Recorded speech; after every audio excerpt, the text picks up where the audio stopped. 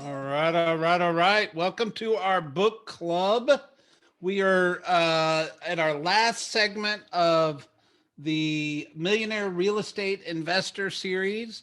And this is actually the most important one. Not that the others were not important, but this one's all the models. And this is kind of the roadmap, this is the action plan and how to go do it. Today's class is really all about that.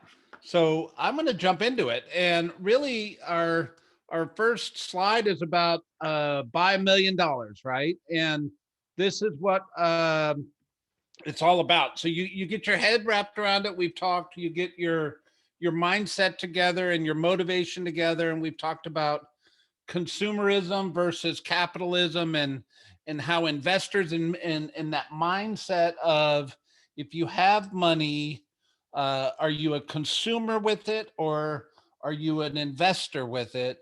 And where the investor is going to go put the money into a vehicle that causes that money to make cash flow for them later, and they don't not consume, because we all consume, yet they don't think of consumption first. They think of capitalism first.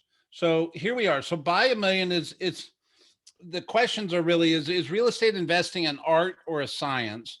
Do millionaire investors instinctively know when to buy a product, or excuse me, a property, or is there a science behind their decision? What does that mean? The way I read that is, are in millionaire real estate investors or people that are investing, do they do it from a position of emotion or logic? And emotion is an important part of our DNA as human beings, yet it has its place in other parts of our life. And this concept is really, how do we apply the science to becoming an investor? How do we apply the science, or the logic, if you will, of how to analyze a deal, how to take money and move it into an investment vehicle and take it through? John Sherman, how are you? I'm good, thanks. Yeah, you're an investor. You know what I'm talking about, right? I do. I do. All Yeah. right. So the art of real estate investing is about being, you're going to have to talk to me today. The art Okay. of real estate investing is about being inspired to overcome your myth understandings and start thinking like an investor, right?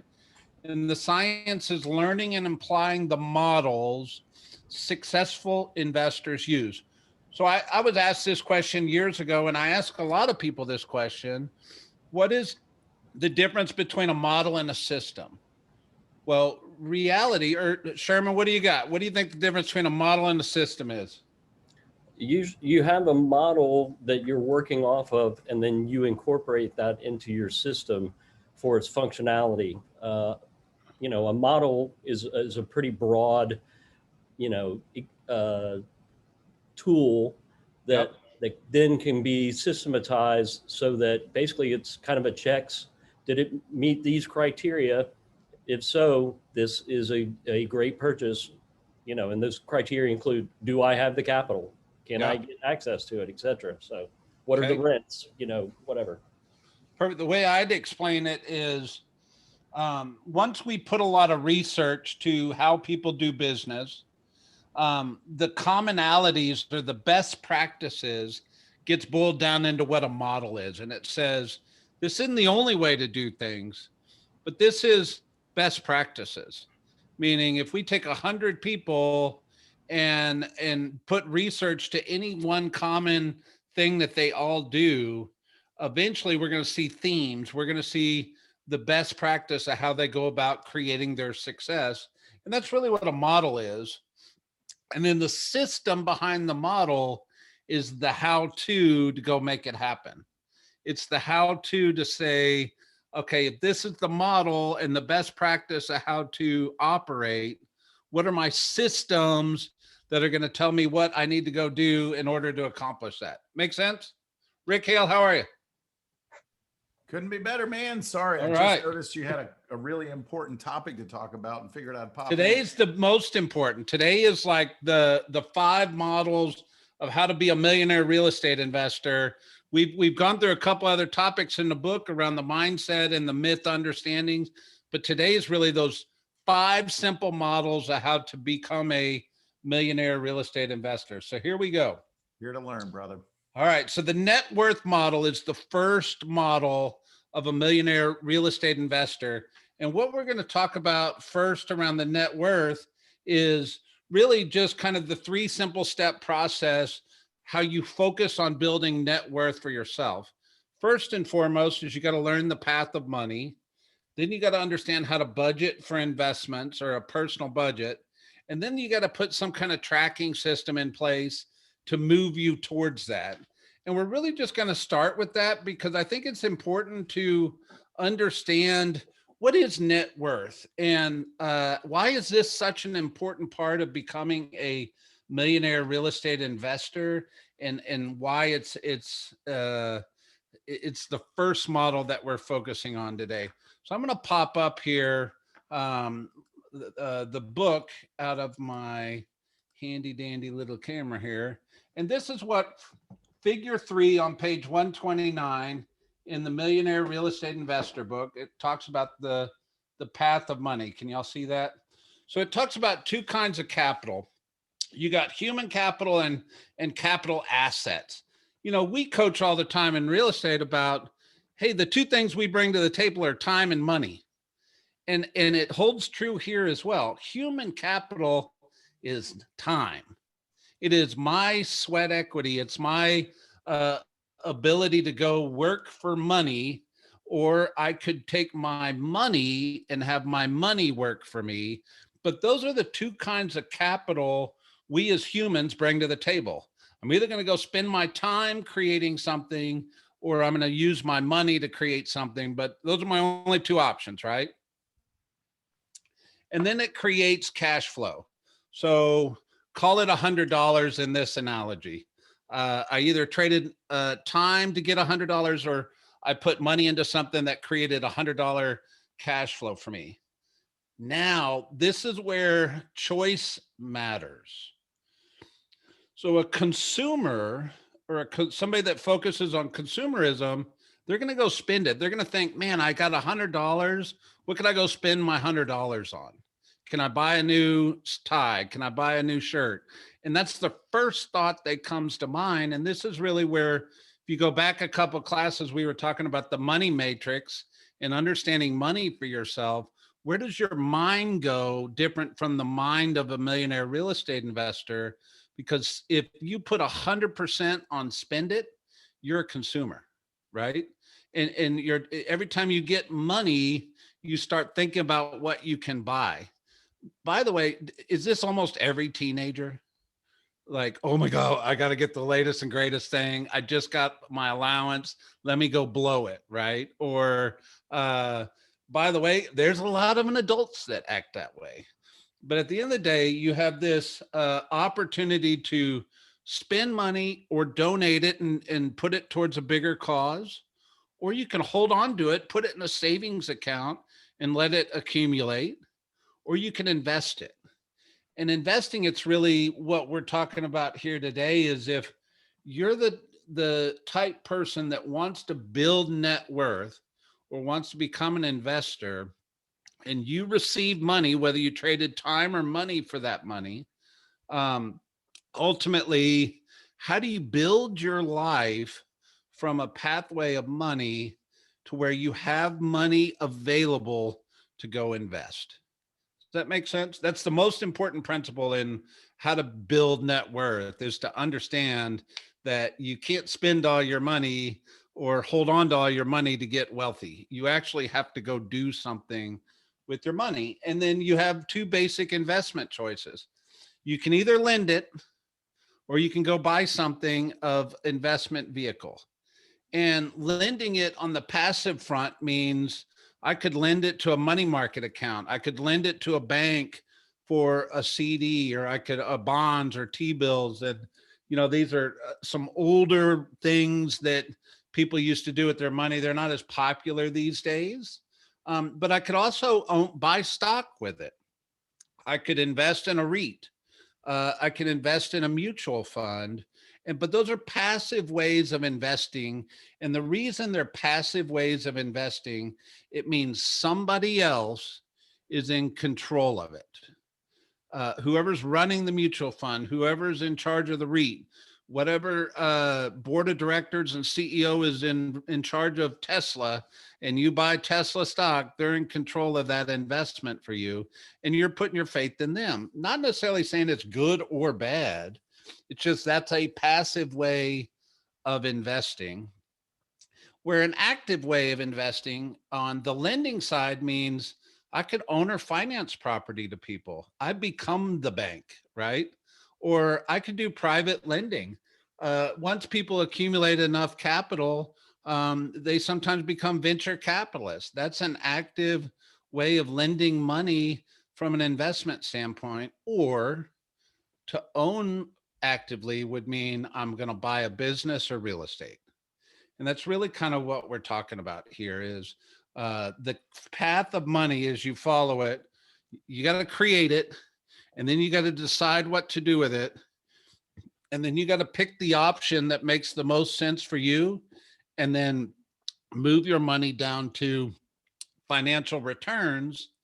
And just to kind of throw that fifth arrow back at the topic of conversation, you remember when we were talking about money matrix and the difference between an investor mindset and a consumer mindset?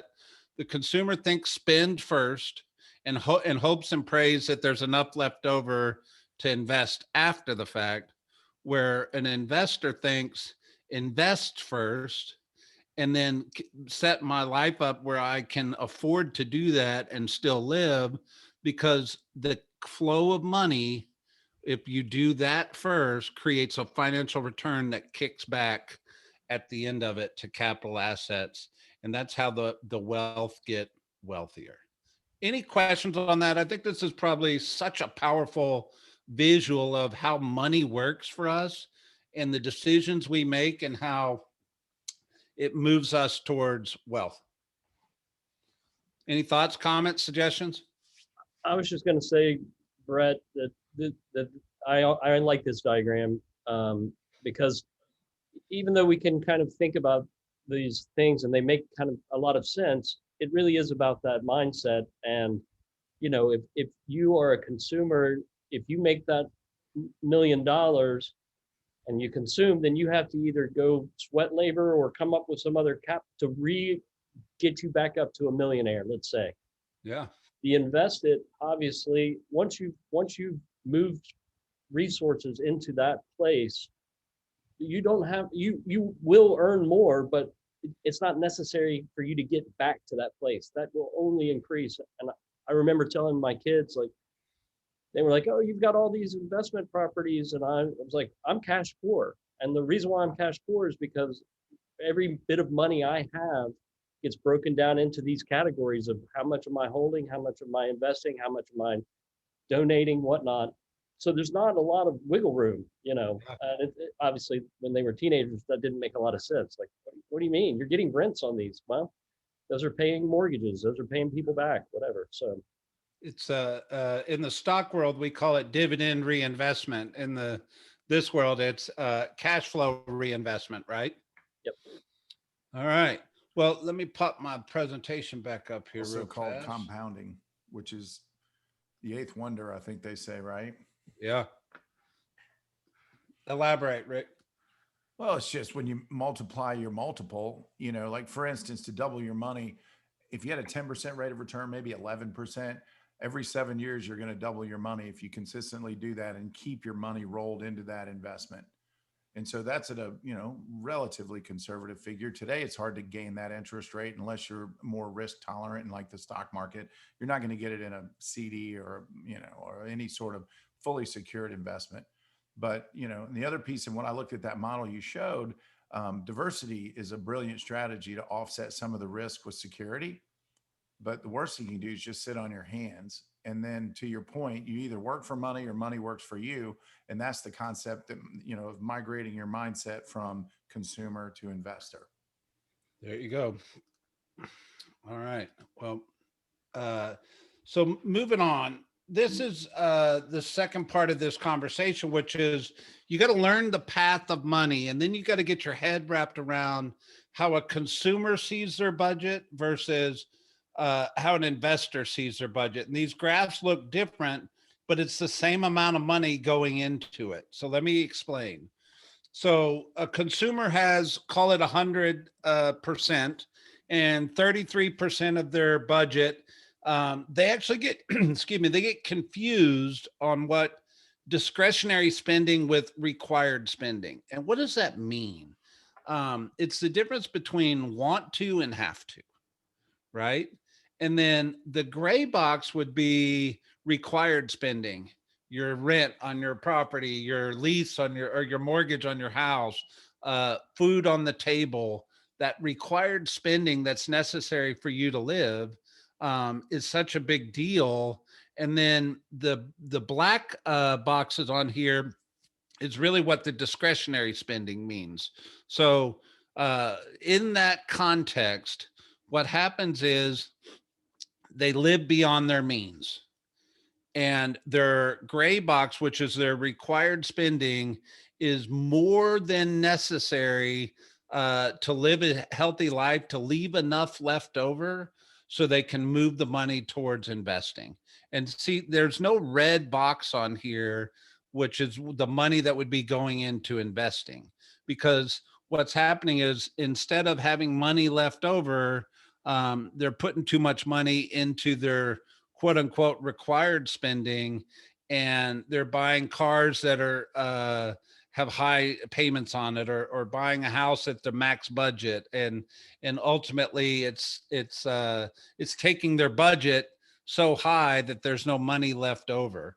So let me show you the next one, then we can kind of bounce back and forth. So this is how a millionaire investor perceives their budget. Is obviously the white boxes are income tax, and that's on both of these, right? The government's going to get their money one way or another, and you better budget for that period, whether you're good or bad with money. But the white box is taxes, and then you see the required spending is equal, meaning they are living within their means. And then they have the black box at the bottom, which is discretionary spending, which, entertainment, vacations, those kinds of things. But because they're keeping their required spending within means, it means they have money left over for investment spending.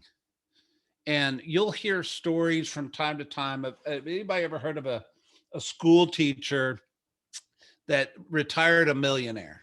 And they didn't make that much money as a school teacher, but they understood the principle of living within their means. So there was money left over to move towards investment, right? Where you'll also hear of very on the surface wealthy people that are living high on the hog, as my mother would have said. And yet at the end of the day, they didn't have anything to show for it because they're living beyond their means, and it basically sucks up the available cash that they normally would uh, be able to pump into some kind of an investment, right? So it's kind of like John, you were making that comment earlier about people say, well, where's all that rent money? It's because it's going back into the property instead of you moving it to some kind of consumer spending and raising your lifestyle, right? Um, so any thoughts or questions on this? It's kind of a simple concept, but it's not, because not everybody lives their life this way. I think they, on the surface, understand it. But if you really have a desire to grow your wealth and become a millionaire real estate investor by whatever you define that as, the concept here from a budgetary standpoint is, how do you keep your required spending at a level that allows you to have a percentage of your budget to pump into investment? Thoughts, comments, questions? Smart comments, replies. Janice, I'm counting on you. I'm kidding. I do. Just out of for giggles and kicks, I pulled up a compounding calculator. I don't know if you guys have ever played this game. No, So hit let me. me share. I'll show you what I found. I'll make it really fast. I'd like to say I have control to let you share, but I don't. It Neil, I might don't. let me anyway. Look, Okay. I just took over. But you can see what I did. This is an active calculator. It took me 30 seconds to Google it. And I put, if you started with $20,000, put a grand a month, and you just make 6% a year. I know that's higher than you'll get in your bank account, like you're just savings or checking. But if you combine that with some stocks and some other things, it's not inconceivable. In fact, I'd be disappointed at the end of my investment career if I didn't attain 6%. I beat that every year since the beginning of time. If you buy real estate, there's ways to compound ROI. Like, the beauty of real estate is you put a small amount down and you benefit from the potential, the appreciation from the whole. So if it goes up 5% and you put 20,000 down and it's $100,000 house, you actually made 25% on your money. Makes sense? A 5% gain on a $20,000 investment. So it's simple math, but this was fun, and just play with it. $20,000 starting place in a savings account, drop $1,000 a month into it at 6%. 30 years from now, you'll have 1,124,000. The graph to the right illustrates the deposits against the interest, and you can see the magnified return on interest. Yeah. And it's slow, and then it's like slow and then sudden in terms of, and not that $1 million necessarily gets you where you want to go, but if that's just one vehicle in your one quiver or one bow, one quiver in your one arrow in your quiver, let's get that right. You'll have other things you're shooting for too, like paying off your current residence or maybe buying a couple rental properties. But the point is, have a plan, or your plan won't happen. 100%. And And this isn't huge money. I the mean, point of the budget, Rick, is how do you have to set up your life to where you could deposit $1,000 a month into an account, right? Because well, if you're spending it all, there's no money left over to deposit that, right? the way I overcome this, Brett, and the way is that I have certain investments where I have reserves to go invest with. That's like my play money account. And then I have an account that's solely set up to go to pay for savings and my life insurance plan, which is a cash value policy, so that I can borrow against that at par rate no matter what the market's doing, because it's 100% collateralized. And then it also feeds my potential legacy one day for leaving a nest egg for my heirs, so it's a win-win. But the point I'm really making is that money is sucked out every month. No matter what I do, I just have to make sure I have enough in my account to cover it. So whether it's 1,000 or 5,000, I mean, you do this, let's say you're really rocking and rolling, you do 2,500, and that may be out of reach. And look at the difference. From $1,500 more, you, instead of 1.3, you end up with 2.6. And I realize, I'm looking at the call, all of us aren't 20 years old. 30 years from now may not be as big a deal, but you change the amount of time. But I bet you can land at the same place in 20 years. Yep, almost exactly the same place if you elevate the number. The secret ingredient is to start soon and not later, and let it do its work. Right. There you go. It's a great tool to teach your kids too, and show them the power of savings over fully. Instead of becoming a consumer on the front end, what if you let the interest pay for the consumption, and you consistently save money so you win in both buckets? Yep. There you go. I'm gonna stop sharing. Back to you, brother. All right. So the third part of the net worth model is to track your net worth. And if you don't have a simple calculator, I will certainly share this one with you. I'm on the wrong screen here. Hold on. Well, let me just pull it up. So here's a simple spreadsheet that tells you how to do it. All you have to do is put in your assets, put in your debts, and it tells you what your net worth is. And it lets you calculate it. And it's the easiest thing that I have found to keep up with it. And I'm going to pop it in the chat box right now so people can play with it if you want to. But there's other paper copies. But the point of the conversation around the net worth model is, one, you got to understand how the flow of money works to get to investing. And the second part is, you got to have a real conversation with yourself around budget and living within your means. So there is a percentage of money left over that you can go put into something that moves you towards wealth, and then track your progress along the way. Rick's example was put $1,000 over 30 years and look what happens. It just, whatever model you build, you just got to be focused on net worth and grow that direction. Any questions on net worth kind of before we move on to the next one? I just want to quickly say too that what Rick's talking about with compound interest, by the way, most of what I know about investing has come from Rick Hale. So thank you, Rick. And the same can be said for the way mortgages work. It's that same compounding. If you can get into a place where you're whittling those things down, the savings side of that, as well as the equity gained from the even if it's just one, but especially if you start multiplying that by 2, 3, 4, you get one of those mortgages paid off, and it's a total snowball effect on basically being out of debt and owning these things outright. Yep. Thank you, John. That's why you're on the call, because you're not already investing, but you're still here coming from a place of learning base, still seeking the information, right? What's that? Just say yes. Let's roll. Oh, Okay. yes. All right. Broke up. I broke up. Sorry. Yeah. So the second me- model in this big picture is all about the financial model, and it's understanding the triple benefits of real estate: the cash flow, appreciation, and debt pay down. So back to net worth. I tell people this all the time. When you're understanding financial planning, you got to understand net worth is two things. It is nest egg and cash flow. And it's and people look at net worth or wealth. Excuse me. Net worth is the nest egg, but there's also a cash flow which helps define what wealth is. And when we're understanding that, it really kind of plays into this financial model, because there's really two drivers to investing in financial, which is one, equity buildup, and two is that cash flow growth. And I've got a couple models here to help explain it. So this is the first one, which is the equity buildup model.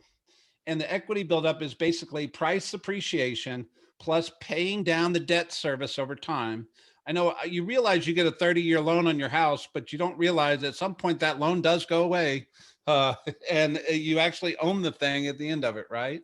So in this regard, if you bought the property at market value, let's say you put 20% down, you had a 20% equity, you have an investment that it costs you to get into the property, and then you had your debt service on it. So if I bought a property under market for 80% of what it was worth, and I put the cash down to get into the property, and I had a loan on that property, my equity is going to grow over time. How does it do that?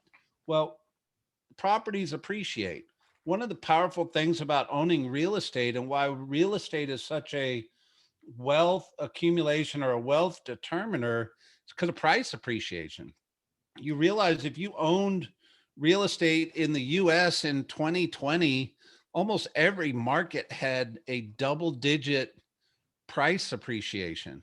That is net worth growth at 10% or greater of the amount of real estate you own, just because you're in the game owning real estate. And you got that net worth growth, but you also got that equity growth in the property specifically, right? And at the same time, you're paying down the debt, or a tenant is paying down the debt if it's a rental property. So over time, the debt shrinks to zero. Price appreciation is going to cause the equity to grow as well as the debt as it's shrinking. So ultimately, it just starts to swell as an investment over time, which is one of the biggest ways you build net worth. Anybody experience something like this over a period of time that would share?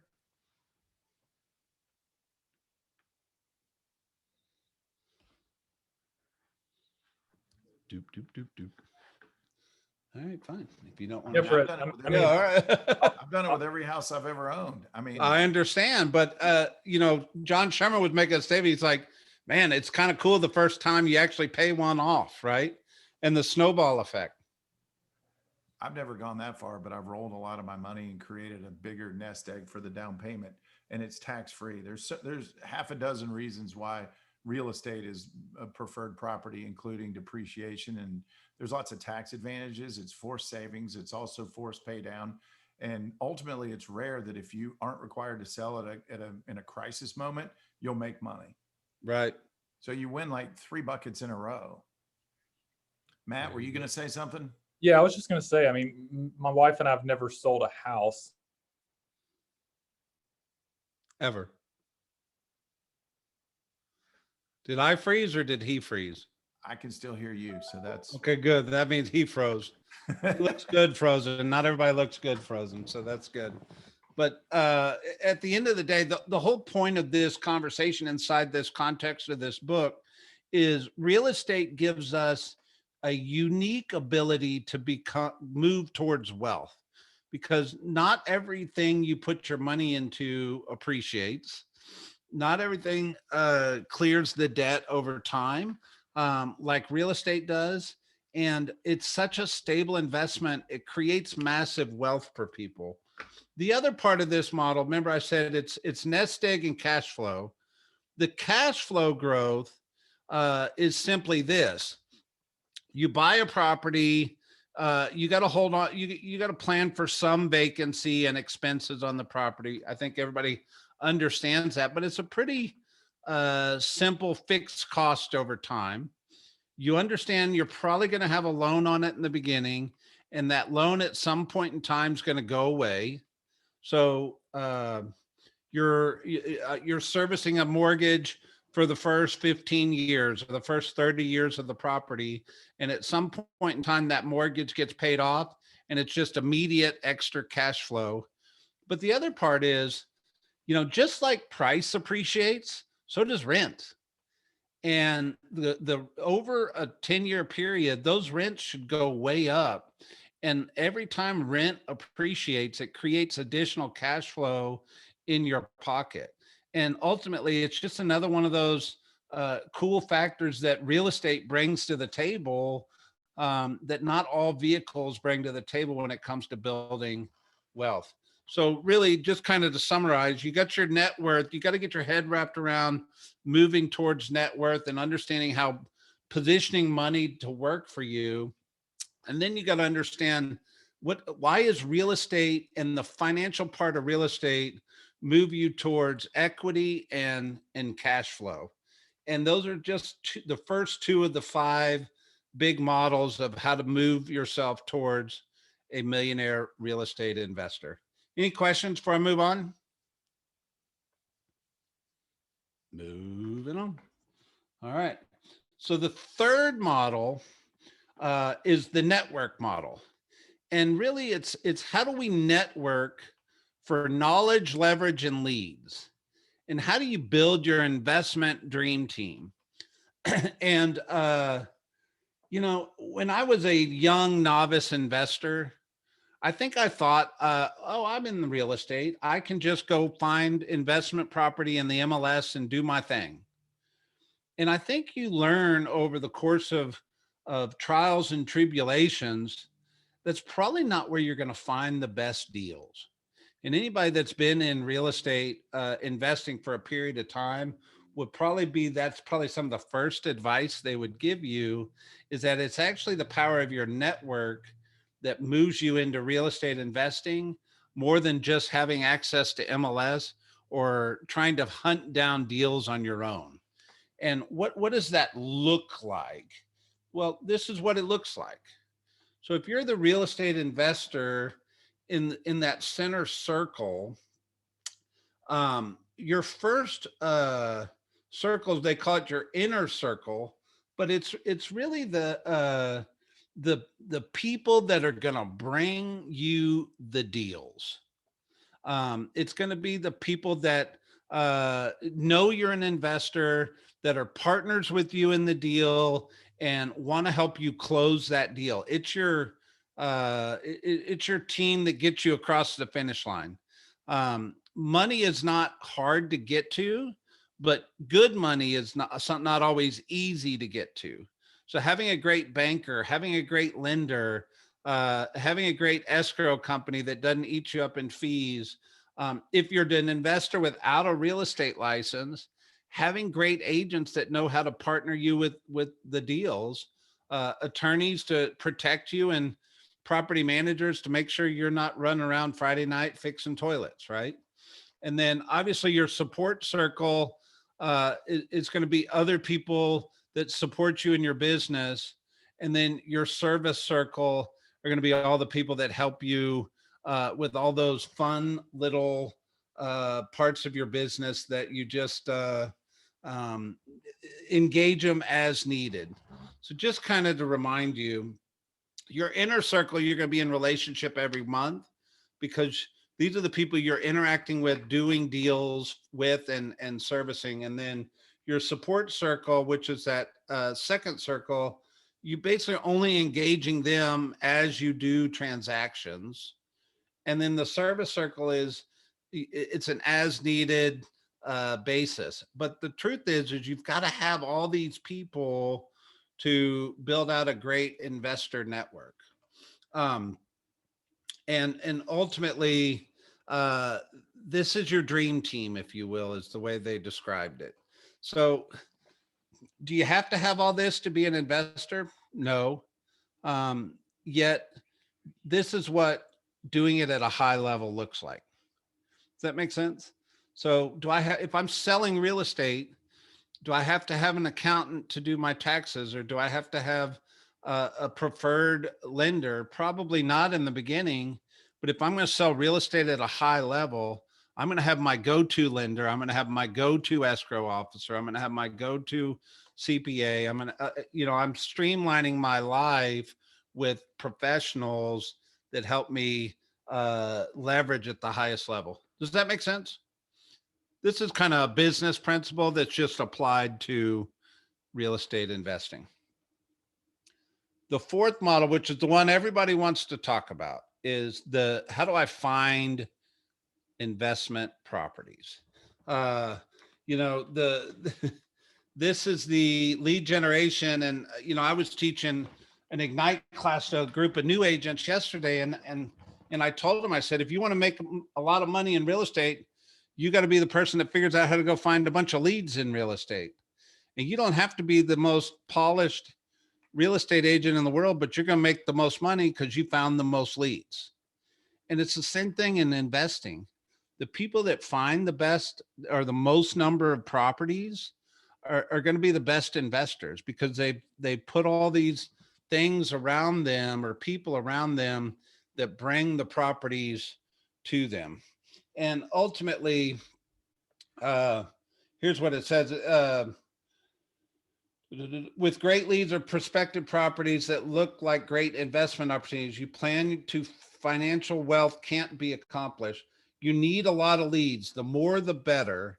With more leads, you get more opportunities. With more opportunities, you get to pick from the best and turn down the worst. Instead of just trying to get emotional about one property, if you have 10 to choose from, you're going to go buy the best one. And it's the same thing it's just a simple principle in life, right? But anyway, so here's how lead generation looks like. Step one is what clear criteria for the property you want to invest in. I call that the buy box. You'll hear Zillow talk about having their buy box, or Open Door having a buy box. What is the cut and dry, bread and butter criteria for a perfect investment for you, that's so defined that the minute you find it, you can pull the trigger and you don't have to think about it? And that's how great investing happens. But if you're having to analyze it and get your emotional state wrapped around if it's a good deal, you'll lose the deal because somebody else that's already created their buy box will beat you to it. The second part of lead generation is you got to identify the people who can connect you to properties that meet your criteria. I realized, was I was preparing for this class, I was thinking back to the properties that I own. Not a single one of them came from the MLS. Every one of them came from a network of people that brought them to me. One of them, for example, came from a wholesaler. And one of them, for another example, was a friend of mine's friend who was getting a divorce and the house was about to be foreclosed on, and wanted to know if I could help him save him from foreclosure. So I bought it bought it from him so he didn't get a foreclosure, and I got a heck of a deal on it, and I still own both those houses today. Um, but it was through the network that created that. The third thing is, what's your system? Everything in life has to have a system around it. What do you do to lead generate for properties? You have to put it out there that you're looking, or people won't know to bring them to you. And then the fourth one is, if I'm going to bring you 10 properties, how do you separate the suspects of an investment from an actual real prospect? So what's this look like? So buy box. We've talked about this before, but location, type of property, economics, condition, construction, features, amenities. You know, if you're in a neighborhood where every house is almost a cookie cutter kind of house where they're all 3 bedrooms, 2 baths, and you know what they rent for and you know what they sell for, and you're in this what I would call this sweet spot of bread and butter, and one comes across your desk and you can buy it at 80% of value, you'll pull the trigger right away because you know that neighborhood and you know the criteria. But if one comes across your desk that's out of your normal, you're going to spend all this time researching it and trying to decide if it's a good deal or not. And there's a little bit of speculation you're doing because it's not in your norm. So how do you create a buy box that puts you in such an easy decision-making process to where you can just buy on instinct and logic and not have to be emotional or speculate? So that's really what the what is. The criteria worksheet on page 184 in the book looks like this. And these are suggested criterias. You can, but it's really designed to help you kind of formulate, what do you want to be what do you want as far as investments? So in Atlanta, there's a lot of condos, but condos have a lot of leasing restrictions attached to them. So is that the game you want to be in or not? Decidable. Townhomes, same deal. Mobile homes. Is that a good deal or not for you? You decide, right? Do you want to have lawns or no lawns, or, you know, some properties have rental restrictions. You know, one of the hot topics right now is short-term rentals. So could you turn the property into an Airbnb? Some neighborhoods have deed restrictions that say you can do no less than a 30-day rental, and others do not. So you got to decide what your buy box is that you're going for. But this is just an easy worksheet to kind of help you decide that. And then the other thing, I thought it was an interesting graph, and this goes to the point I was talking about, is where did most people find their properties? Only 28% are coming from real estate agents, i.e. the MLS. That means 72% of investment properties are coming from other means, which is the majority, if you know the math. So it's just an encouragement that if you choose or want to be an investor, um, of course, the easy access to go look things up in the MLS, but I would tell you most of the good deals are not in the MLS, because by the time it hits the MLS, everybody else knows about it, right? And if you really want the good deals, it's probably going to come from a great network of people bringing you deals that are not on everyone else's radar yet. Anybody that has invested that could speak to that? Hey, Brett, just real quick. Yeah. So my first 3 investment properties were, I was found out about those at team meeting with, you know, agents saying, hey, I've got an upcoming listing. So we got to basically bypass all of that. And the other part is letting people know that that's what you're interested in. I make sure everybody knows that that's what my focus is. And so people are constantly saying, "Hey, can you take a look at this?" or "What do you think about that?" So I find this to be incredibly true, and we only use MLS to sell properties, not to buy them. So Yeah. And the thing is if you're in a real estate office and you got a listing opportunity of a property that you know is an investment deal, who are the agents you're going to call? And you realize that they're pretty well known in your market center. And then the real conversation is how do you become that person that everybody knows, hey, I need to call them when I come across a deal, right? Because you want to be in that network to get those deals. Great job, Sherman. Thanks, sir. And then the next part of this conversation is the which part, which is separate the suspects from prospects. So here's the point. If somebody says, hey, I want you to take a look at an investment property, you should look at all properties. The experience alone is powerful. One, two, you're honoring the lead source by looking at it. And you just have to be real with people. And what you do is you qualify whether or not they're a prospect or not, and be honest and upfront with people about what you can and can't do. And then you focus on the ones that have legs, as they say, and go after them, right? So really focus on the ones that you see as an opportunity to become an investment property in your portfolio, but don't not honor every lead, because the minute you don't go look at a property or you don't respect the lead or the client that was sent to you, they're going to stop sending you referrals, if that makes sense. So it's important there, because some people look them up in MLS, go, oh, that's a bad deal, I'm not going to waste my time. But what they're really doing is killing their lead source, not killing the opportunity of that one transaction. So that's why you honor all properties. Make sense? All right. So the law of numbers, you might consider 30 properties, look at 10, make offers on 3 and buy 1. Everything's a conversion rate, right? We deal with math and all things real estate, but just know if you're only looking at one house, you're making an emotional decision on whether it's a good or a bad deal. If you got 30 properties to consider, you're putting yourself in a position to make a good decision, because you're looking at 10, you're actually making offers on the 3 that are viable, hoping that 1 bites. And then it moves you to a great investment portfolio.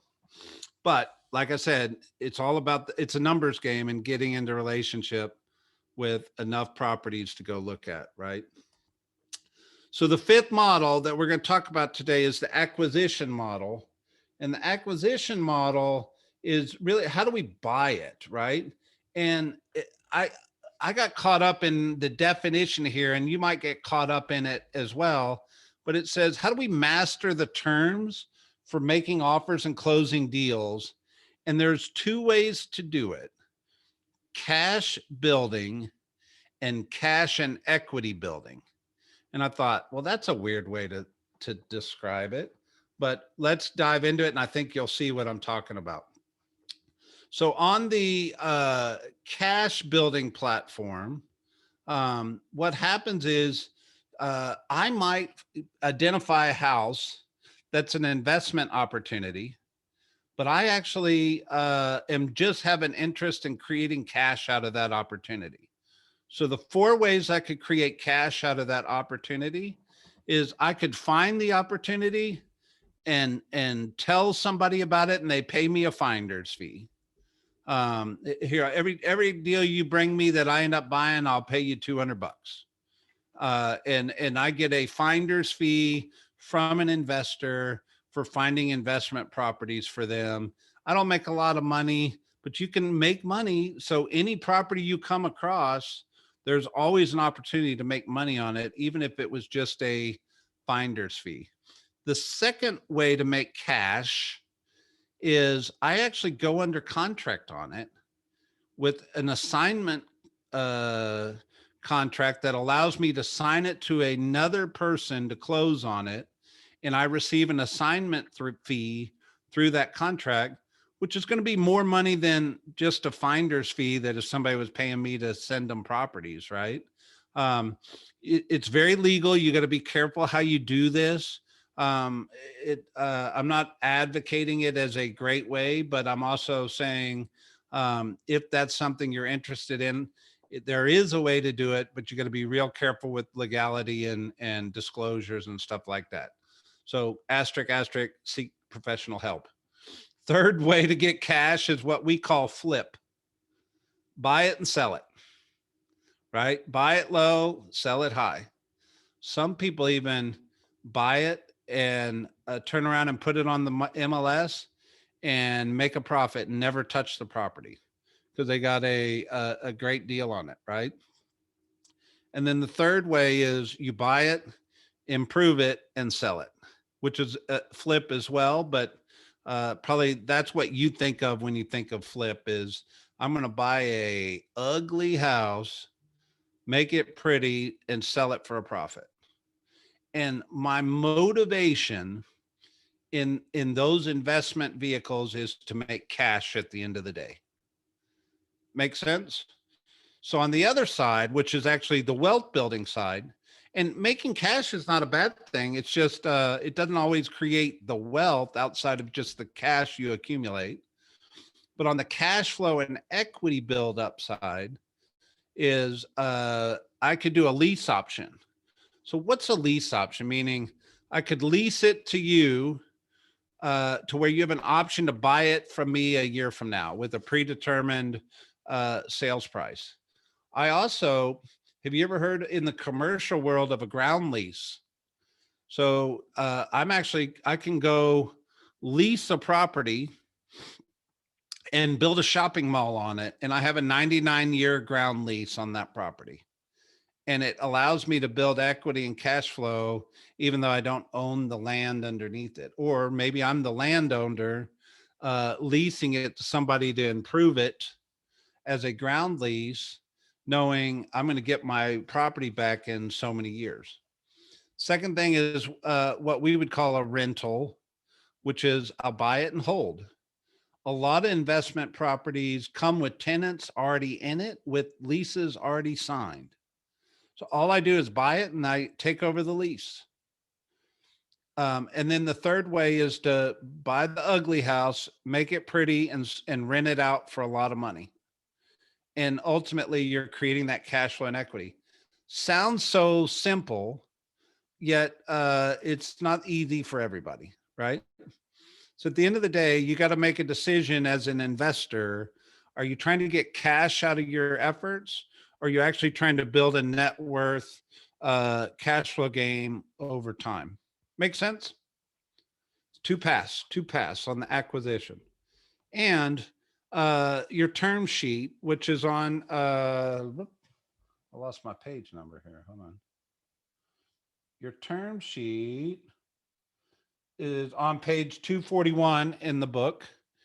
And it's really a simple sheet if you follow this. So basically after repair value, fast sale factor. What is a fast sale factor? All of a sudden I need to get out of this property and get my money out. What kind of discount would I have to sell it for to do a fast sale? 20% down, 20% off? That's called the cut and run price, right? And then after fast after excuse me, my eyes are bad. Fast after repair value, and then discount or profit, right? So see where it says cost of purchase? Scroll down the worksheet where it says cost of purchase sub worksheet. Do I have to pay a finder's fee? Do I have to pay inspection? Do I have to pay closing costs? Real estate agents were used to that, right? But then that's my worksheet, and I'm going to bring the total back up to the line where it says cost of purchase. Cost of repair, same deal. Go down to cost of repair sub worksheet, cosmetic, structural, fixtures, appliances, landscaping, etc. Get a total, bring it back up. Carrying costs. This is important. I think this is where a lot of investors get eaten alive, is they don't plan on having to hold a property appropriately. especially in flip properties. They all expect it to sell quickly, and the market factor changes and it doesn't sell quickly. Or if I run into trouble getting subs into a property to rent and repair it, it could cost me another month or two of rent costs that I'm not collecting. I need to plan for the worst and accept the best in terms of these things. And then the same thing is the cost of sale sub worksheet at the bottom. You bring those up, and then the amount financed, and you have your total investment, right? It's just a way to analyze property to where it makes sense for you. The whole point of this book is for you to create such a system of how to go about investing in real estate, so much that it's a logical decision for you and you're not making it from a place of emotion. So if you have a worksheet that works for you, and at the end of the day you do the worksheet and you feel good about um, the terms, you're going to make a logical decision and buy the property. If you create a buy box like we talked about, said this is my bread and butter investment property, and one comes across your desk and you know it's your bread and butter, you'll make a logical decision to buy it because it makes sense. And at the end of the day, you're taking the emotion out of it so you can be a business person and not a speculator, if that makes sense. So here's another worksheet, which is on the buy and hold, which is what I suggest, because the buy and sell is your end game is cash, right? The buy and hold, your end game is cash flow and equity. So you'll see here, their market value of a property at 125,000. Let me see if I can zoom in. Y'all probably can't see that. Oh, that didn't help at all. I don't know why when I zoom out, it gets bigger, but it does. All right. So market value, and by the way, this worksheet is on page 244 in the MREI book, if you want to look at it on your book. But they're buying a house for 125,000. They got a $25,000 discount, and they bought the house for $100,000, but it's worth 125. They finance $80,000 and put 20% down for $20,000. Their cost to purchase, if you look down to the cost to purchase worksheet, was $925. They had to have an inspection and some closing cost, right? And then their cost of repair was $7,095. If you look down to the cost of repair worksheet, cosmetic, structural, appliances, landscape, and contingency, roll it back up. They planned on spending $7,100, and they had a total cash investment of $28,020 into this property. Their net operating income, where did they get that from? Scroll down to net operating income sub worksheet. Gross rental, $1,000 a month. Vacancy, $60. So basically, where they're using a factor of how much is the property going to be sit where I'm not collecting rent on it.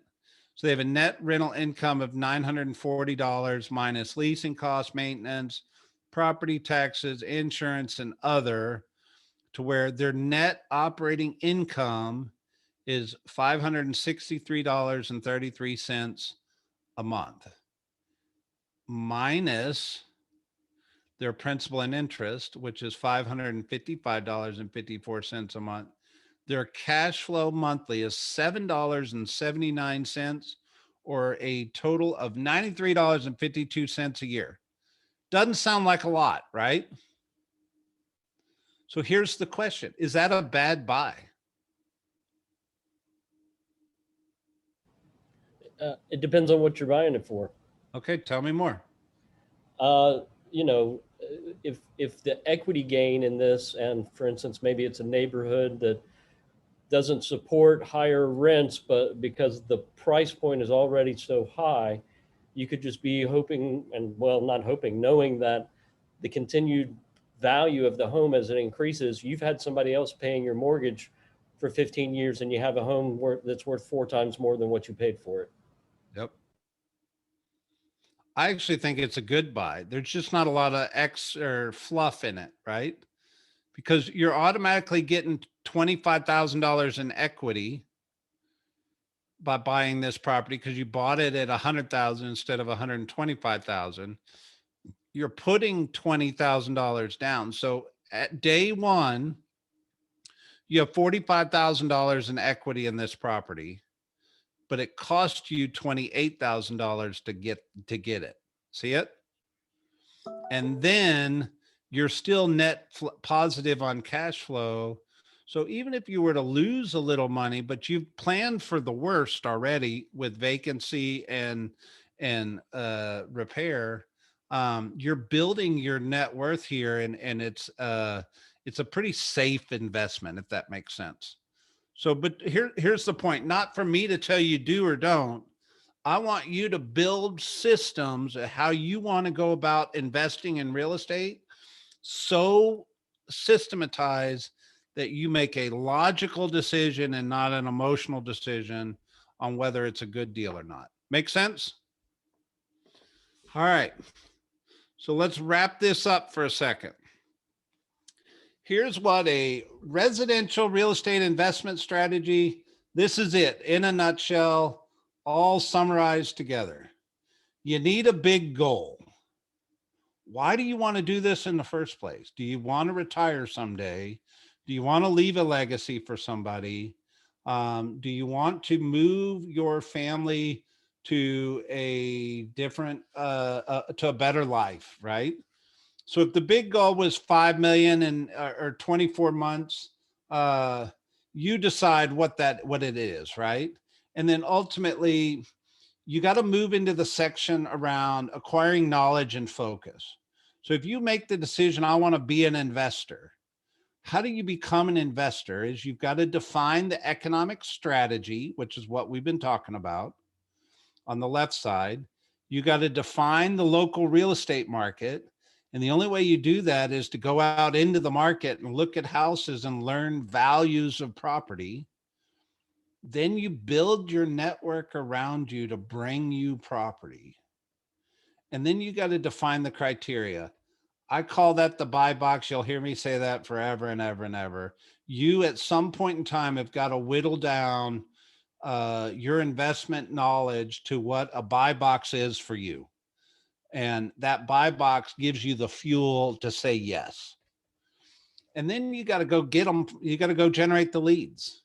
You got to go find the properties. So from the buy box, you're going to prospect and market your way to leads.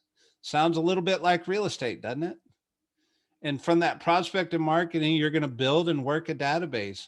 You might have a database of agents that bring you leads. You might have a database of wholesalers. You might have a database of whatever you want to do. I can't tell you how many letters and phone calls and text. Now I'm getting text messages.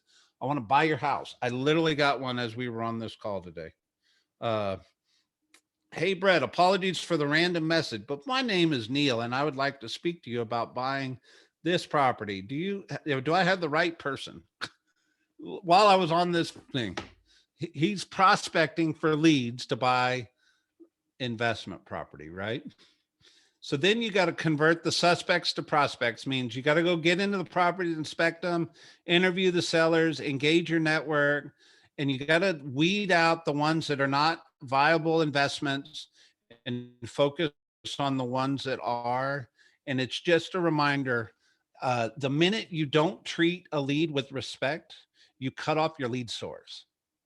So I would encourage you to look at all investments, or have somebody on your team look at all investments so that you respect that lead source. And then ultimately make offers, negotiate terms, acquire the deals, evaluate your results, and fill your big goal back at the top. Make sense? Yep. I left a message. Love you guys. I got to run. Sorry. We're all out anyway. This is it. So Nice. I hope you learned something. Thank you for joining us for the Millionaire Real Estate Investor Book Club. Any last questions before we bail? I don't have a question. I No, just it was want to great. compliment Thank you you. for doing this, Brett. This is beautiful. Thank It you. was Thank you so great. much. Brett. Appreciate it. Great. Thank you. When are you going to do something else? Well, we'd start once a month. What book you want to do next? You choose it. I'll be there. All right, we'll send out a survey. Okay, that'll be great. All Thank right, you. guys, have a good one. Thank you, Thanks. Brett. Bye. Thank